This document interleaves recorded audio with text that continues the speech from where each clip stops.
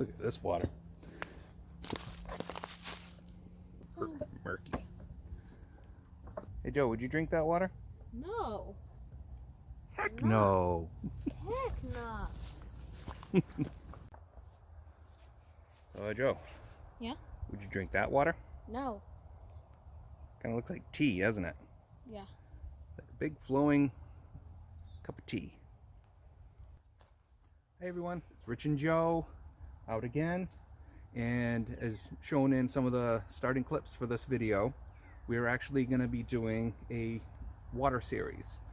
This will be the first part of it, going over ways to filter and purify water, no matter where you are, to make sure you always have clean water.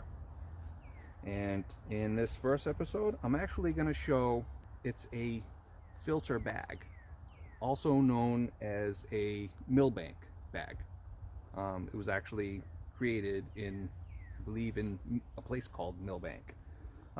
It was extensively used in British military as a way to filter out all like sediments, larger things in the water, and basically do like a pre-filter to make sure some of the bigger nasties get pulled out, and then you would boil the water you have left. So again, this is basically what it looks like, where you would fill it with the water, you hang it up, and it has notice the little pointed shape to it, so the water would eventually trickle through here. We're going to show how that works. Any questions first? Is there any powder that you need to put in it? Nope, no powder or any other things needed to be added into it. It's specifically a really thick, compacted canvas that when it gets wet, because you have to like soak it first, immerse it in the water, and it causing the fibers to swell even more and basically close off to block any of like the larger organisms, bugs, mucky muck to come out of the water. And little fish. Yeah, if there's any tiny little fish that you happen to catch in the bag, it's not going to come through. But again, it would take out any sediment, organic material that you'll find in it. If there are bugs in it, they'll be in this. And so we're going to show how that works. So we are going to show what you can do to actually filter and purify even water like this to make it drinkable.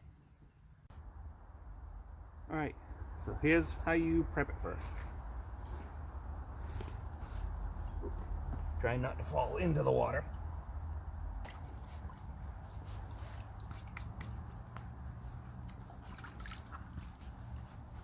So you get it in, squeeze it, and keep going. And you can even soak it for several minutes. So you want to get this really soaking in all the water you can.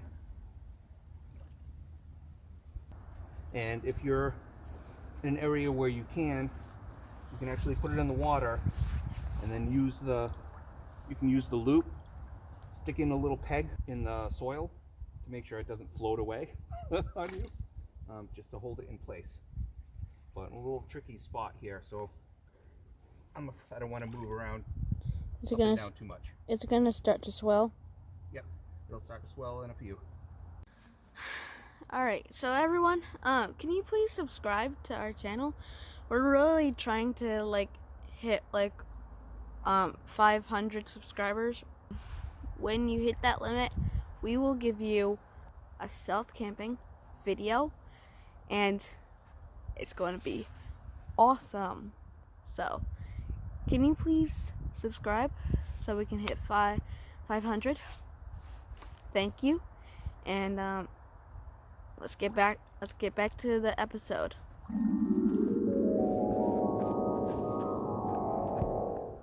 All right, here we go. So you have the leak. What we're gonna do is fill the bag all the way. See, there's a line there, but fill it all the way. And there's a purpose for it. And I'll tell you that in a moment. There.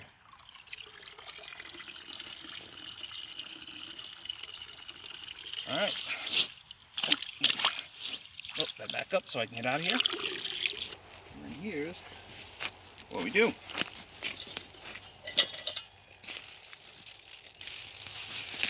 All the water's coming out. Water is coming out. So when you fill it all the way, and then you let it run down to the line, what that does is clear out all of the germy water that was on the outside of the bag for dripping out. So you let that go first, and once it's below the line that's put on it, that dirty water is filtered out, and then we have down below. Now you don't squeeze these. Never squeeze them, because you'll be squeezing muck water through it. Water coming out. So it's a nice thing about having the cord on it. Just hang it from a branch and run through your water. So definitely something to consider for putting in your bag, your backpack, in case you have any issues with like another filter breaking or anything like that. These don't break down. These bags do not break down. Like I said, they were extensively used in British military for years. Filter out particulates from the water. But again, should still boil. What do you think, Joseph? Is that pretty nifty? Yes. Yeah. We'll see what's actually in the bag.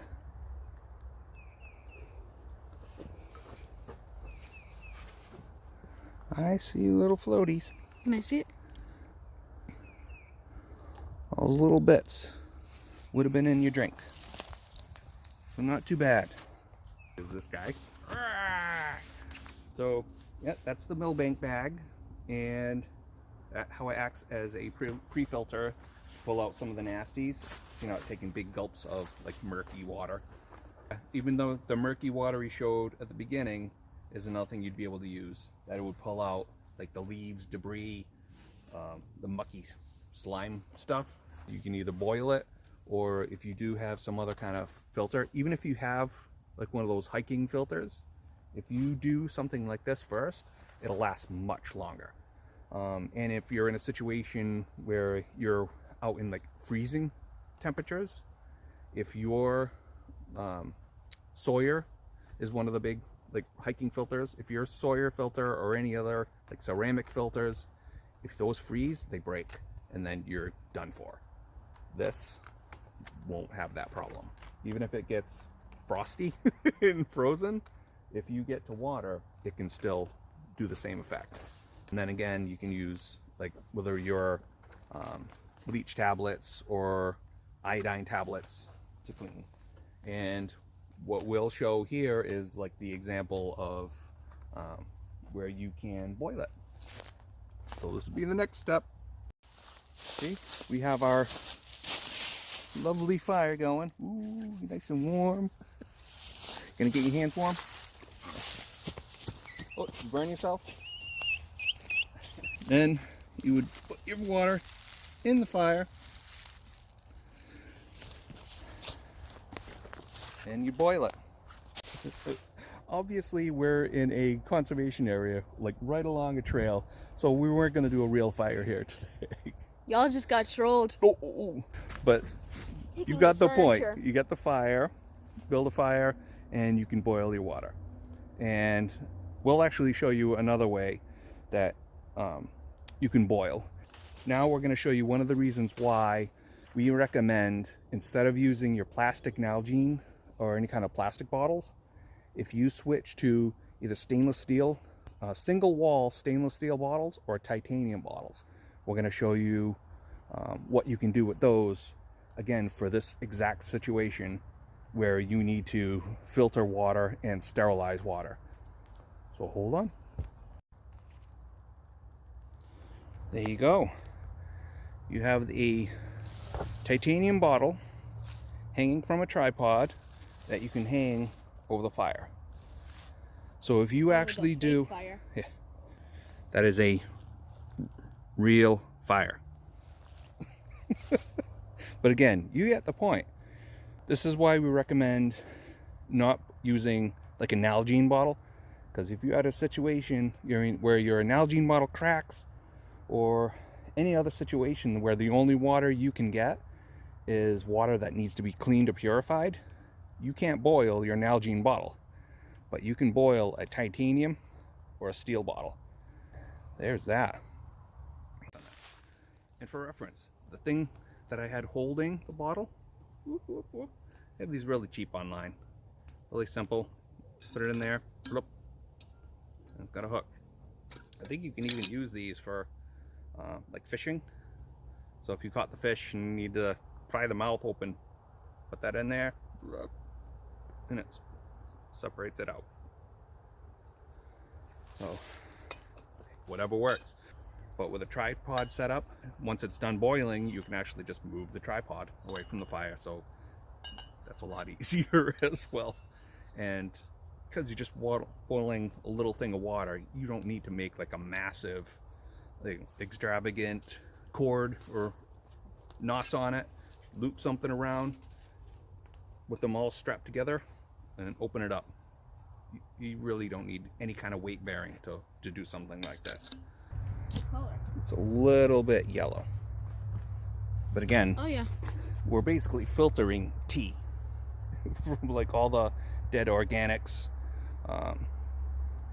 tannins, everything like that from just years of dead leaves in the river. We have all these trees that run along the river, and they all just, everything falls in it, turns brown. And this river is not a fast running river. So yeah, so that's why you still would want to boil it or purify in some way. Get it to a rolling boil.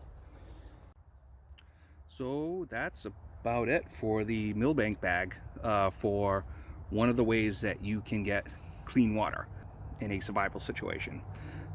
One other tip that I would give you is, you see all these people doing like hardcore survival stuff that end up, they're making that decision between drinking murky water or drinking their own urine. I don't know if I've shown those to him yet. Go with the water, because if there is something in the water, that still gives you 2 days. It usually takes about 2 days for that effect from the water. So don't go for the urine, because there is no value to the urine. It'll actually, the salts in the urine will actually dehydrate you. So just don't do it. It's not worth it. It's not making you, I know it's the whole thing, make you look tough, but no. They said murky water, you'll at least... Do they even filter their urine? Nope. That's the live reaction. Really? They don't filter it? No. I wonder how that tastes. I'm not gonna find out. Me neither. Because we're smart. Yeah. But most scenarios where you end up in that, you have to decide between the murky water and that. So they basically drink their pee. Yep. But if you're in a survival situation where you can probably be found in the next day or two, like if you're like a day from civilization, go with the water. I got some. But if you have a Milbank bag with you, that'll help with that nasty water too. Have that in there. It takes up no space in your bag or a pocket to just have in if you're going someplace where you might run out of water. Bring a Milbank, and that'll at least take a lot of the nasties out of that water, giving you some more level of safety without worrying about, your filter broke or anything like that. So thank you for this, our first water episode, and we will do more water tips in the future. Okay? And thank you for watching Water Tips with us. Yep. Our first episode of Water Tips. Thank you everybody for joining. Enjoy the rest of your weekend, week, or wherever you are in time. And what do you have to say? Happy Easter. Happy Easter, and And don't forget to like, subscribe, share, and comment. All right, thank you everybody. Bye. Bye.